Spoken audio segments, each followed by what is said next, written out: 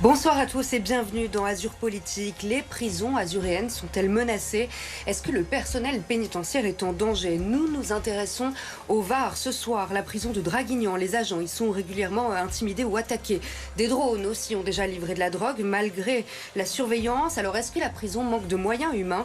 L'État réagit. Le parti d'Éric Ciotti aussi. Que propose désormais le Rassemblement national pour ramener le calme dans les établissements pénitentiaires? On en parle avec notre invité ce soir, le député Rassemblement national du Var, Philippe Schreck.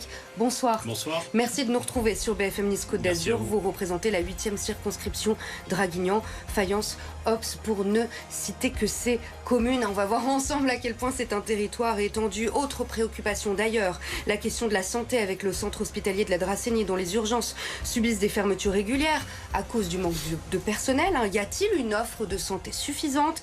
Les maisons de santé compensent en permanence le manque de médecins. Enfin, à un an des municipales, le RN peut-il gagner des mairies varoises aux dépens du socle commun de droite? À mes côtés ce soir, Frédéric Maurice, bonsoir. Bonsoir Pauline. Bienvenue sur BFM Nice Côte d'Azur, rédacteur en chef de l'édition Nice de Nice Matin. Nous sommes partenaires Azur Politique, c'est parti.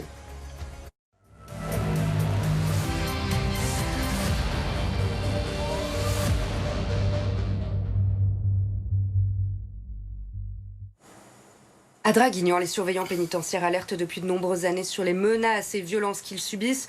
On a l'impression que l'actualité du moment met un coup de projecteur sur leurs inquiétudes. Est-ce que vous les connaissiez ou vous découvrez un petit peu aujourd'hui? Non, je peux vous assurer bien les connaître.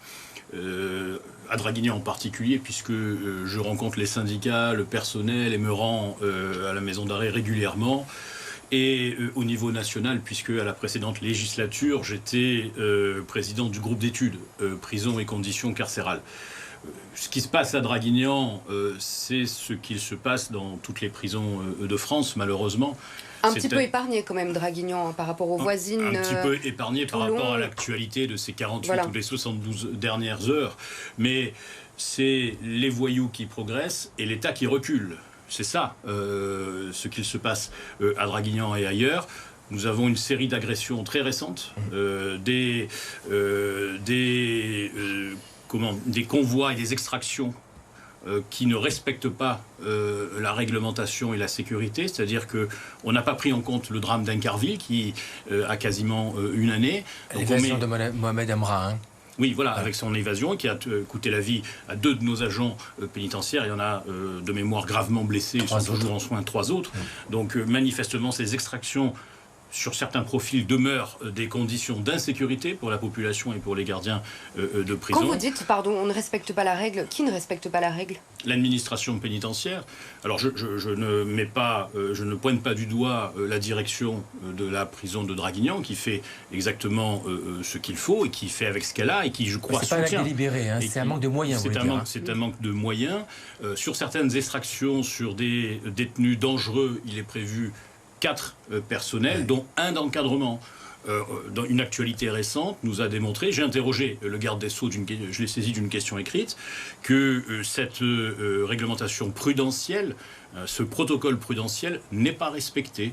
Donc je comprends l'interrogation et le courroux même des syndicats, parce que c'est les vies qui sont totalement exposées. Les vies de nos surveillants sont exposées, le sont de plus en plus. Et puis maintenant, nouveauté liée à l'actualité, elles l'étaient dans le cadre de l'exercice de leur travail, elles le sont dans leur vie personnelle, privée. On va y revenir. Là, on savait que nos prisons étaient des zones de non-droit, mais ça s'exporte hors les murs. Ce n'est pas que le lieu de travail qui est un lieu de danger, vous le dites. On a interrogé cet après-midi avec Margot Sansano, un syndicat pénitentiaire, qui nous raconte son quotidien. On va voir si cela correspond à l'état des lieux que vous faites. Il s'appelle David Mention, il est secrétaire général UFAP UNSA Justice pour la région. Écoutez.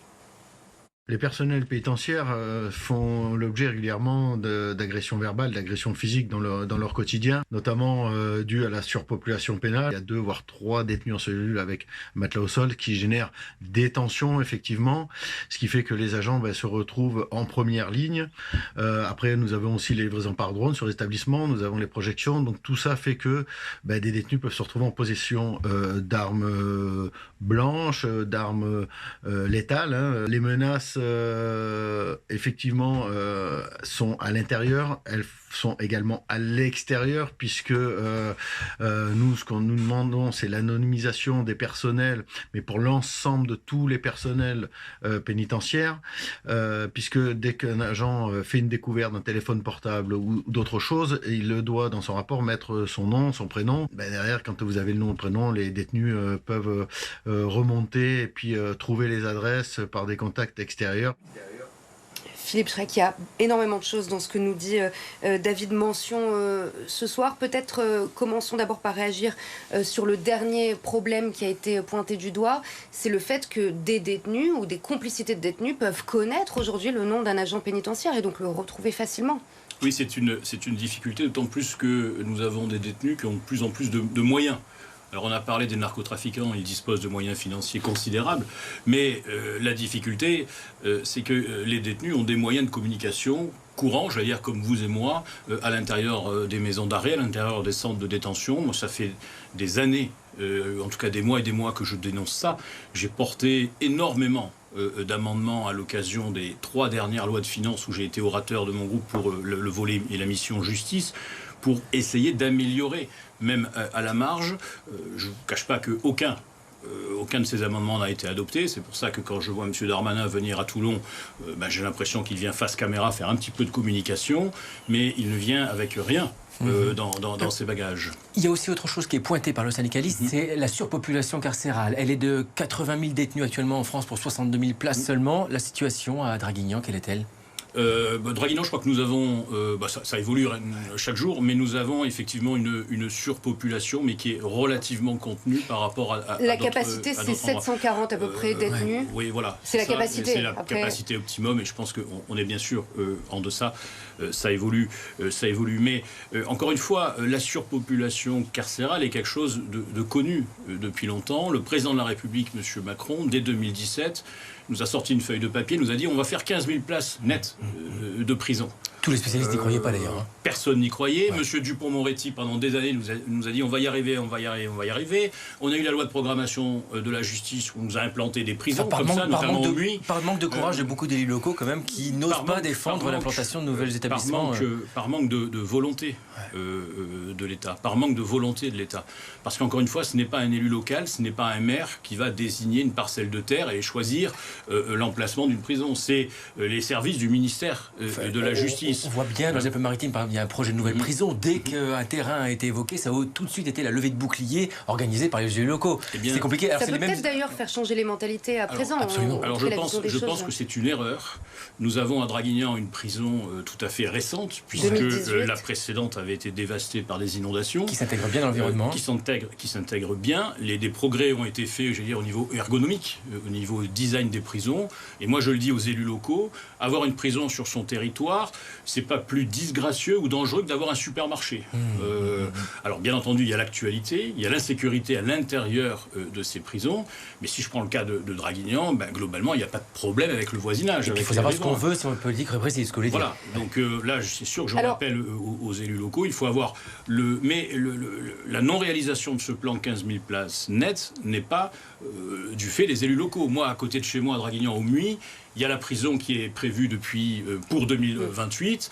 Dans le cadre de la loi de programmation de la justice, je peux vous assurer que cette prison, elle ne sera pas là en 2028. Alors qu'on a le territoire, on a le terrain, tout est identifié, mais elle ne sera pas là. Vous l'avez dit, cette prison, elle a moins de 10 ans à Draguignan, donc on suppose que les moyens de surveillance et de gestion des détenus sont les plus récents, les plus modernes possibles. Alors 400 caméras, pas de mirador, mais la directrice disait pas de mirador, mais on a une vigilance accrue.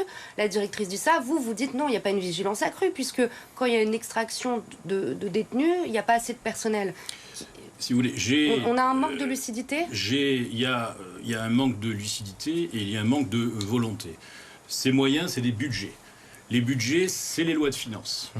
Moi, j'ai proposé personnellement 135 amendements de mémoire dans les 3 dernières lois de finances uniquement sur la hausse de la sécurité active et passive des prisons. C'est-à-dire pour permettre de faire des rondes périphériques, notamment avec des chiens. Il n'y a rien. Sur la lutte anti-drone, c'est la guerre des étoiles à Draguignan en ce moment la nuit, avec les livraisons. Sur les luttes anti-drone et les filets. Sur les brouillages, sur les portiques. sur les caméras piétons. Hein, on nous en a promis des dizaines, il n'y en a aucune. Bon, vous n'obtenez pas de intervient. réponse sur ces travaux, Oui, ces amendements? J'obtiens des réponses. Ces amendements sont rejetés par ce qu'on appelle maintenant le socle commun. Bon, l'extrême gauche est contre par principe, donc c'est pas leur difficulté. Mais ceux-là même qui vous disent que l'État doit revenir dans les prisons, et en dehors bien sûr, mais dans les prisons, ceux-là même refusent ces propositions, qui sont des propositions chiffrées. Donc c'est là où un petit peu je rejoins les syndicalistes. On arrive face caméra avec de bonnes intentions. On ne va jamais voter des fois 200, 300, 400 000 euros d'un dispositif. On dit aussi qu'il manque 7000 agents pénitentiaires en France. Est-ce que vous estimez aujourd'hui que la profession est suffisamment valorisée pour être attractive ? Alors, elle n'est pas valorisée et les syndicats savent très bien qu'il y a plus de postes que de candidats à l'École nationale de l'administration pénitentiaire. C'est pas tout à fait ce que disait le porte-parole du ministère de la Justice ce matin, qui disait, bon, peut-être qu'il prêchait pour sa propre paroisse, il disait ça reste attractif, on a beaucoup de demandes. Mais c'est peut-être pas valable dans le Var, en tout cas. Il y a eu une revalorisation. Notamment en termes de grille indiciaire, mais des problématiques demeurent sur le travail de nuit, sur les heures supplémentaires, sur effectivement l'absentéisme, parce qu'il y a beaucoup d'agressions, et ces agressions, ça a des conséquences en termes d'absentéisme.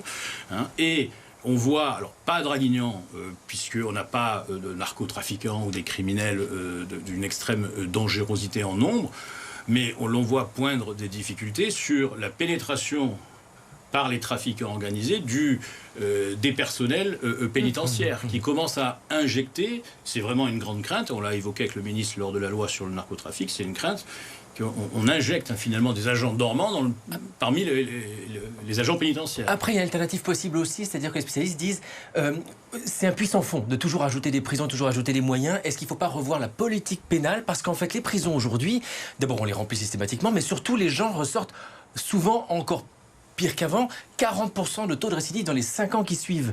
Donc est-ce que ça veut dire est-ce que c'est encore le bon système, la prison? Est-ce qu'il ne faut pas remettre à plat la politique pénale en France? On voit bien qu'en Allemagne, les taux de récidive sont beaucoup plus faibles. Oui, alors on pourrait en parler longtemps. Il y a très peu de chiffres sur la vraie récidive.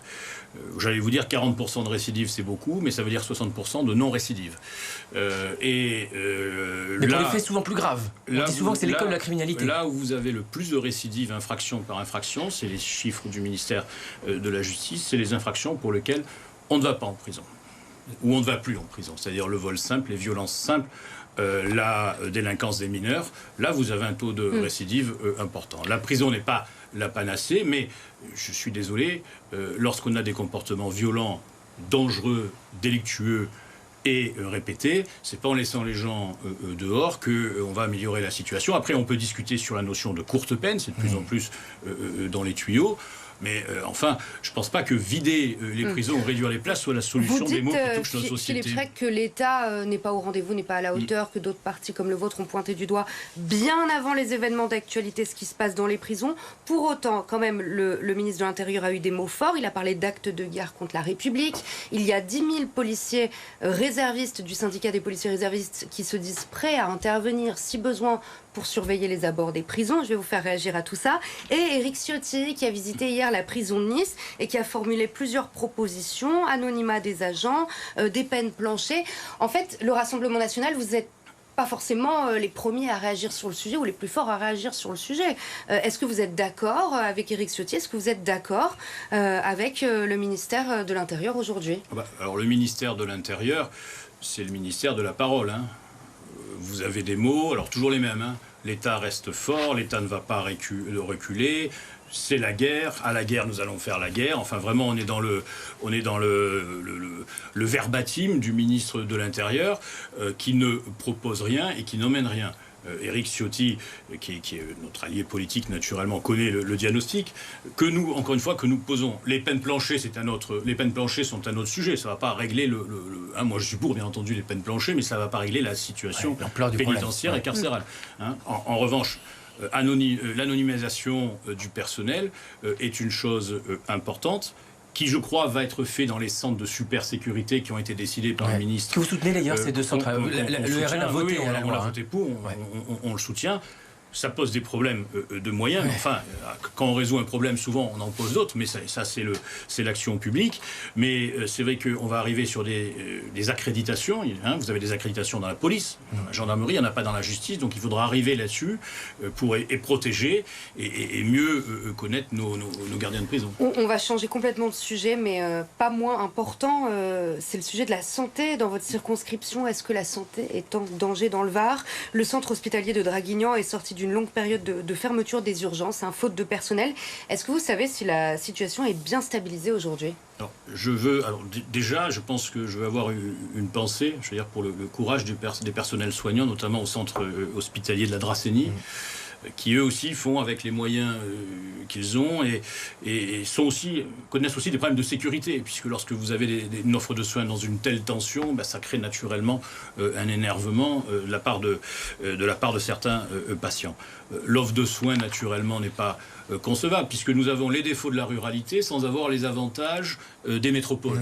Et il y a eu des maisons de santé quand même. Il y a des maisons de santé, donc il y a une offre. Vous qui connaissez le terrain maintenant, vous préconisez quoi alors?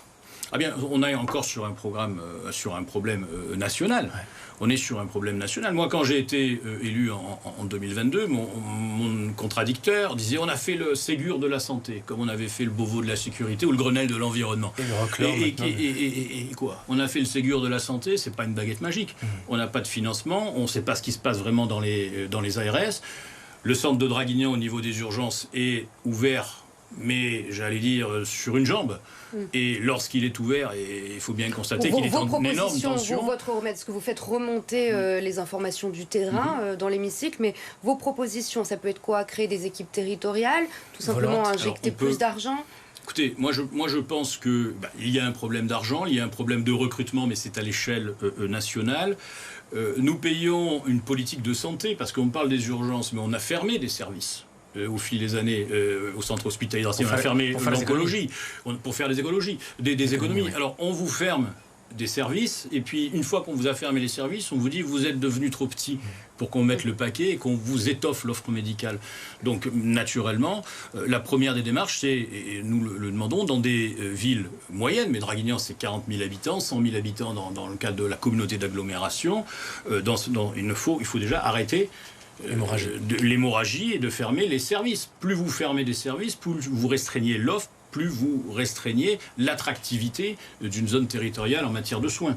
Et des partenariats, comme les a évoqués le ministre de la Santé la semaine dernière quand il est venu dans les Alpes-Maritimes, notamment avec l'appui par exemple de la région, est-ce que ça peut être des solutions possibles pour essayer de trouver des effectifs et des solutions sur le terrain? Les solutions, on les connaît. Il y a un problème de numerus clausus à la formation des médecins. Ça, il y a un problème de fuite. Il est sur la même ligne que vous, mais ça met du temps. Mais ça met du temps. On a un problème aussi de trop nombreux praticiens qui vont à l'étranger ou qui préfèrent aller dans le privé. Donc toutes ces difficultés, on les connaît. Il faut du temps, mais je pense qu'il faut des moyens. Il faut flécher des moyens et les flécher sur les soignants. Et pas seulement sur la superstructure qui est aussi l'administration, parce que vous avez un ratio soignant-non soignant qui est important dans la fonction publique. Par rapport à ce que vous évoquez au sujet des soignants qui sont à l'étranger, qu'il faut faire revenir, il y a eu une proposition de loi qui a été votée pour lutter contre les déserts médicaux. Les députés ont adopté donc un article qui va réguler l'installation des médecins libéraux pour prioriser les zones qui en ont besoin. Beaucoup de médecins sont contre. Vous, qu'est-ce que vous avez voté là-dessus? Nous avons voté en faveur de cette régulation. C'est vrai qu'il y a une offre médicale qui pose problème dans la ruralité. Alors, il est difficile d'imposer à quelqu'un qui a fait des études longues, parfois coûteuses, qui a été aussi interne. Donc, en étant interne, il a offert, il a offert à la collectivité, même si c'est une rémunération, mais elle n'est pas importante. Il a permis des fois au système de tenir. Il est difficile aussi d'imposer. Pour toute une vie. Pour toute une vie. Donc là, je pense qu'il faut être prudent. Cette loi n'est pas, contrairement à ce que disent les gens, c'est pas une loi extrêmement contraignante. Mais il faut prendre. Alors quand même, dans le détail, on peut imposer à un médecin de ne pas installer son cabinet en libéral dans le centre-ville de Nice, pour donner un exemple, ou dans le centre-ville de Draguignan peut-être. On va faire, et ça s'est passé à une époque pour les infirmiers libéraux aussi, où certaines zones étaient plus faciles d'accès que d'autres à l'installation. Effectivement, il faut lutter contre l'abandon des services publics de la ruralité. C'est un abandon de services publics de la ruralité, il faut mettre tous les moyens en œuvre. Je ne pense pas que ce sera le moyen stratégique, j'allais dire bombe nucléaire, qui va faire en sorte que les services progressent. Ce qu'il faut, c'est continuer le recrutement et surtout cesser de déshabiller les services de nos hôpitaux, puisque qu'est-ce qui se passe? Moi, en matière par exemple de pédiatrie, je connais beaucoup de gens qui viennent de Draguignan dans des situations de transport catastrophiques, ici à Lanval, à Nice. Donc on travaille, on règle pas notre offre de soins et par la force des choses, on vient saturer, pressuriser une offre de soins qui est calibrée pour une métropole et pas forcément pour les départements environnants. On a parlé prison, on a parlé santé, on va parler agriculture et environnement parce que c'est aussi très concernant pour votre territoire qui est en partie rural, qui a perdu beaucoup de surface agricole ces dernières années. Dans l'actualité, et les représentants agricoles nous alertent, il y a le problème de l'eau qui coûte de plus en plus cher. Vous, est-ce que vous avez fait remonter ce problème? Est-ce que vous avez entendu le cri d'alerte des agriculteurs varois là-dessus? Oui, absolument. Alors, les questions de l'eau me concernent particulièrement, puisque, comme vous le savez, je suis d'une circonscription, je suis élu dans une circonscription qui a connu des restrictions et qui en connaîtra encore. En particulier le pays de Fayence, notamment le pays de Fayence, des restrictions particulièrement importantes, qui ont des conséquences en matière économique, de tourisme, d'urbanisme. Donc ça, c'est le premier point. Qui était nécessaire. C'est-à-dire ces restrictions, vous ne les contestez pas. On n'avait pas le choix, il n'y a pas d'eau. Il n'y avait pas d'eau. Donc, cette année, ça va mieux puisque la ressource est revenue, mais c'est un provisoire. C'est pas pérenne. Non, mais en pays de Fayence, les apports naturels d'eau de la Siagnole, par exemple, sont très restreints. Alors, ils sont restreints. Là, il faut penser à des aménagements. Il y a des aménagements du travail qui a été fait quand même sur les réseaux, puisqu'on avait des réseaux extrêmement fuyards sur des proportions très importantes sur certaines communes du pays de Fayence, du travail est fait. Et l'eau, encore une fois, moi je suis président de l'Assemblée nationale du groupe d'études sur l'eau. L'eau, c'est quelque chose qui s'envisage à 10, 15, 20 ans. On est sur des choses structurantes. Quand on a fait l'hydroélectricité française, on avait vu sur 30, 40 ans. Ça a permis nos centrales nucléaires par la suite. Donc le pays de Fayence, on sait que la ressource historique va être insuffisante car il y a une pression démographique. Il faut travailler, je pense, et des études vont être menées, et j'appelle l'accélération là-dessus. Il faut travailler sur 10, 15 ans pour un point de captage au lac de Saint-Cassien, qui est une réserve. Alors, c'est en bas, il va falloir remonter l'eau, il y a des études à faire, c'est un lac multi-usage, donc il y a des conflits d'usage à gérer, à prévoir. Mais je pense que d'ores et déjà, c'est la solution, puisque la ressource actuelle, on le sait, lorsque vous voyez les modélisations, notamment par les agences de l'eau, la ressource actuelle va être insuffisante. Alors peut-être pas en 2024, peut-être pas en 2025, mais... Aussi parce qu'on a laissé déraper l'urbanisme aussi, avec cet urbanisme rampant dans notre région qui a quand même obligé à amener l'eau un peu partout et sans les moyens nécessaires. Oui, vous avez raison, mais on ne va pas se plaindre d'être une belle région, une région attractive. Allez, il nous reste... Pendant des années, on avait et l'eau et le financement de l'eau. Comme on a tous les deux. Sur tous ces sujets passionnants, on pourrait faire une émission entière effectivement sur la question de l'eau sur la Côte d'Azur. Quelques questions importantes. Quelques questions politiques importantes. Vous avez laissé planer le doute. Est-ce que vous savez désormais si vous allez être candidat à l'élection municipale à Draguignan? Alors, il y aura naturellement une liste d'union avec plusieurs courants de la droite souveraine, de la droite patriote. RN, UDR. Quoi qu'il arrive, vous en serez de cette liste? Je serai sur cette liste parce que je vais pas abandonner Draguignan qui est ma ville, pas de naissance, mais presque. Ça, j'allais dire, je vous donne rendez-vous après l'été. D'accord. Qu'est-ce qui vous retient d'ailleurs de ne pas vous présenter comme tête de liste? Eh bien, parce que j'ai un mandat qui va au-delà de Draguignan, que vous seriez obligé d'abandonner, que je serai obligé d'abandonner. C'est difficile d'avoir été élu et d'abandonner en cours de route son mandat, même si le président de la République fait en sorte de temps en temps de nous arrêter le mandat en cours de route. S'il y a une dissolution, vous n'allez pas hésiter alors? S'il y a une prochaine dissolution, vous n'allez pas hésiter si j'ai l'investiture s'il y a une prochaine dissolution, je me représenterai aux législatives. Encore une fois, à l'origine, j'ai un mandat qui va jusqu'en 2027. Bien sûr. Désormais jusqu'en 2029. Donc j'ai un mandat national qui m'intéresse, sur lequel j'essaie de m'épanouir et d'apporter des choses. Encore une fois, je n'oublie pas Draguignan, mais je réserve ma réponse en fonction effectivement de l'actualité nationale à la rentrée post-estivale. Il paraît que Jordan Bardella cherche une circonscription dans le Var pour s'installer, pour se parachuter, parce que si jamais Marine Le Pen est inéligible, en cas de dissolution de l'Assemblée nationale, il serait prêt à reprendre la présidence du groupe des députés RN, mais pour ça, il faut être élu. Donc est-ce que c'est vrai? On parle de lui arriver dans la 5e circonscription du Var. Écoutez, vous êtes mieux informé que moi. Jordan Bardella est un parlementaire. Il est député européen, c'est le président du Rassemblement national. Naturellement, je pense qu'il peut être naturellement élu dans le Var, mais aussi ailleurs. Je pense que c'est lui qui choisira pour l'instant. Ce ne serait pas un scandale, lui venant de Seine-Saint-Denis, de venir se présenter dans le Var? Bon, il y a déjà eu... Vous savez, il y a du parachutage dans tous les partis.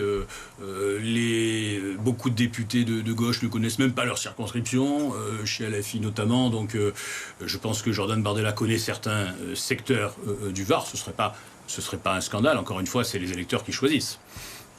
Merci beaucoup Philippe Schreck d'avoir été notre invité ce soir dans Azur Politique. Merci Frédéric Maurice de Nice Matin et merci à Cédric Adam pour la réalisation de cette émission. À très bientôt.